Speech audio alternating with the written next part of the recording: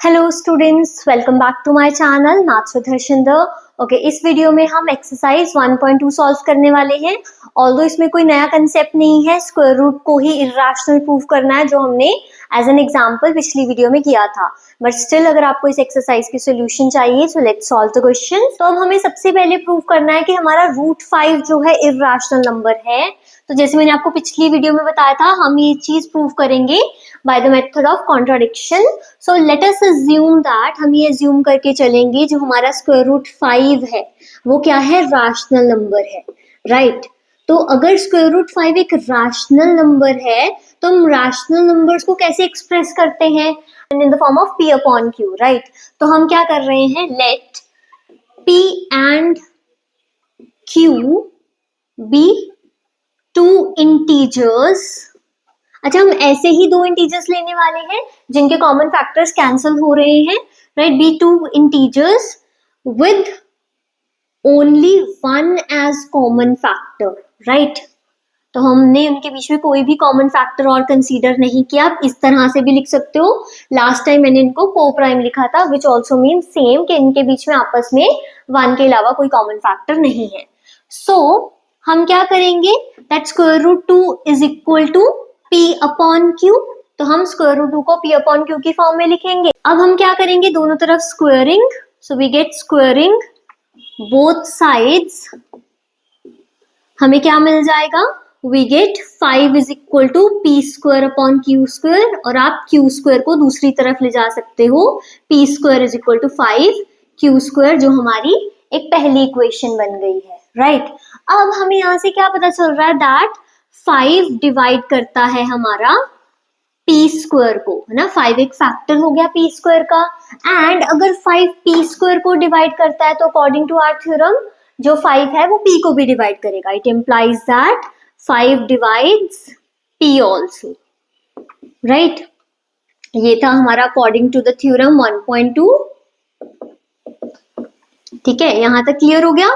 अब हमने क्या करना है, अगर 5p को डिवाइड कर रहा है तो हम क्या लिख रहे हैं, that p is equal to 5s।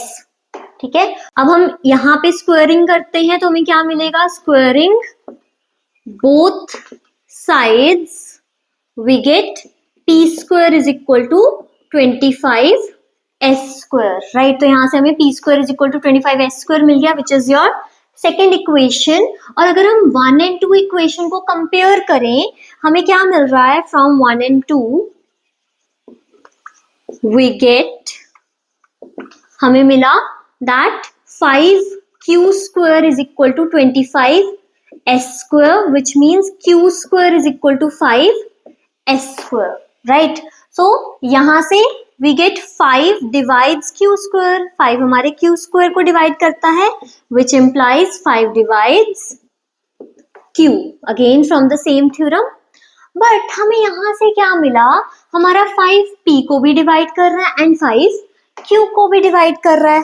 तो if 5 divides both p and q, so इसका मतलब क्या बना, 5 एक कॉमन फैक्टर हो गया, right. Then it is a common factor of p and q। अब ये तो क्या कर रहा है, ये तो कॉन्ट्राडिक्शन आ गई भी। हमने तो क्या कहा था, p एंड q का कॉमन फैक्टर 1 के अलावा कुछ भी नहीं है, it is a common factor of p and q, right. So it is a contradiction.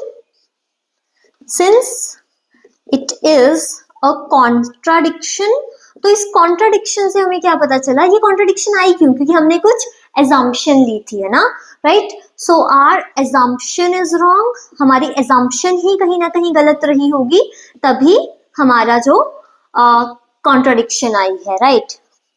तो इससे क्या पता चला हमें, therefore square root 5 is irrational. ठीक है, इजी टू प्रूव।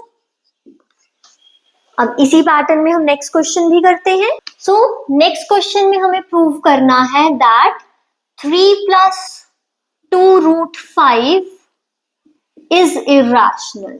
ठीक है, अब हमें इसको इर्रेशनल प्रूव करना है, राइट।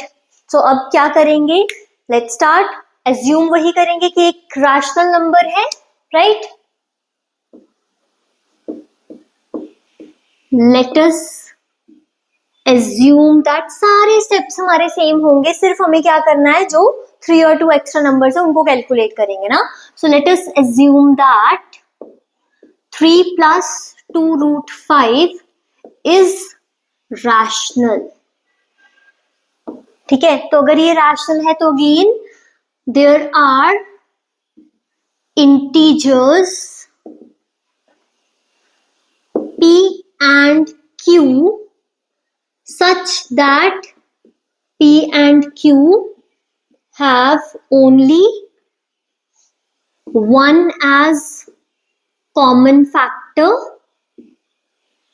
and ये जो हमारा 3 plus 2 root 5 है ये किसके इक्वल हो जाएगा, it is equal to p upon q के. राइट, अब हम यहाँ पे क्या करेंगे, 2 root 5 is equal to p upon q minus 3 and जो 2 यहाँ पे मल्टीप्लीकेशन में है उसको भी हम उधर ले जाते हैं, तो root 5 is equal to 1 upon 2 p upon q minus 3. यहाँ पे अगर हम चेक करें p अपॉन q हमारा एक रैशनल नंबर है, माइनस 3/1 भी एक रैशनल नंबर है, इसको माइनस करके अगर हम 1/2 से मल्टीप्लाई करेंगे तो ये सारा जो हमारा पोर्शन है वो भी रैशनल आएगा.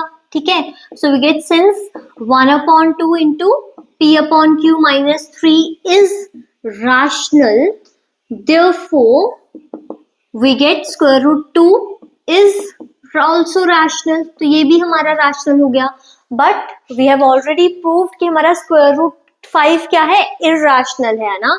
तो ये प्रूफ हम यहाँ पे साथ में कर सकते हैं. तो यहाँ पे ही हमारी कॉन्ट्राडिक्शन आ गई, right, which is a contradiction.